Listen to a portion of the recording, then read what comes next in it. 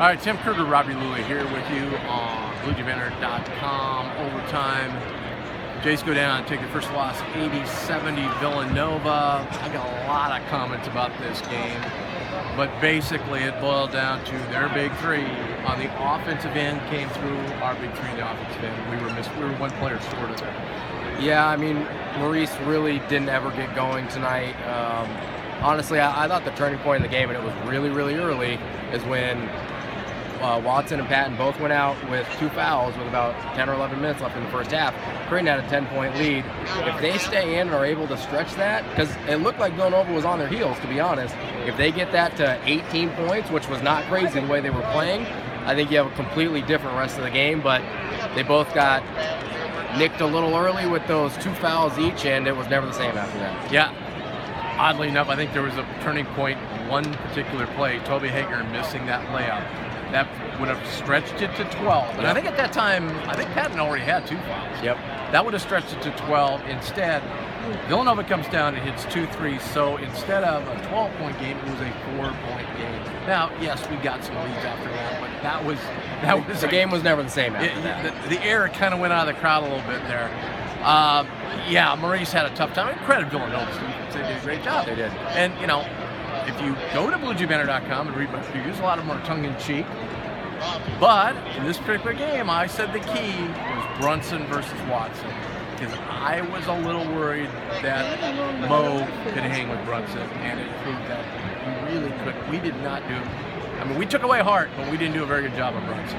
Yeah, we had no answers for him. Really. The problem was we put so much into Kyrie guarding Hart, which he did a great job, but that allowed Brunson to get loose, and they were going under those ball screens on Brunson over and over and over again, where he really didn't hurt him attacking the rim. He hurt him with the 3 ball. Right. And so you almost have to run him off the line and trust your help side rotation to be there, and they just never really did that. He hit 3 after 3 after 3 to really get Villanova back in the game and then to get him over the top. Yeah, and he's a terrific player. I mean, he is. I think he was kind of overshadowed last year by Arcidiacono, and really he's he's the better overall player. Yeah, absolutely. But Arcidiacono got the credit for his leadership and everything. Right. But Brunson really is the better player.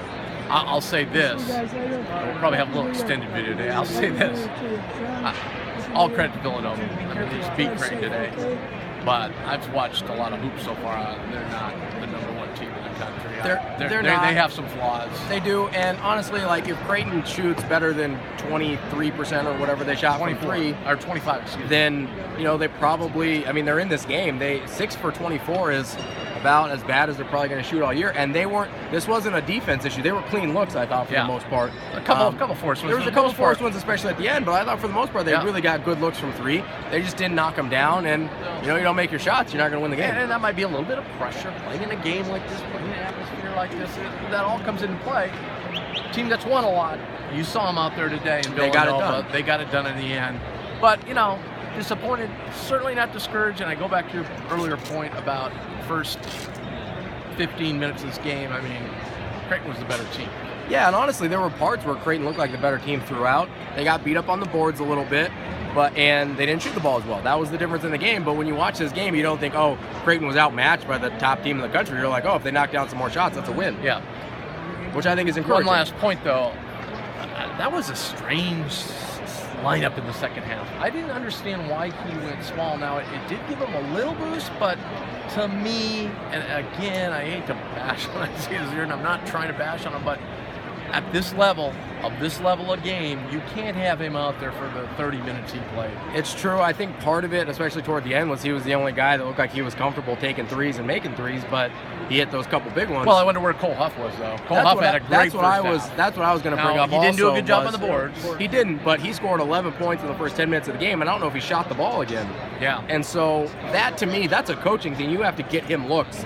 Cole Huff isn't like Kyrie Thomas where he'll kind of get his looks within the course of the game. You have to run sets for Cole Huff, and I don't think they did after the first 10 minutes of the game. And I think if you're going to take Zirden out, put Huff in, you're not you're not really losing anything on rebounding, and No, probably or not losing a defensively. whole I lot mean, defensively. So that was kind of puzzling to me. That's something we'll have to ask Coach in yeah. the post-game show, because that not getting Cole Huff any more looks after he started off so hot Yeah. was really confusing to me. So Jays 13-1. They hit the road at St. John's. Winner over Butler the other day. So I'm Tim. He's Ravi. Go over to overtime on 1620 Zone. We'll have more post-game talk on this game.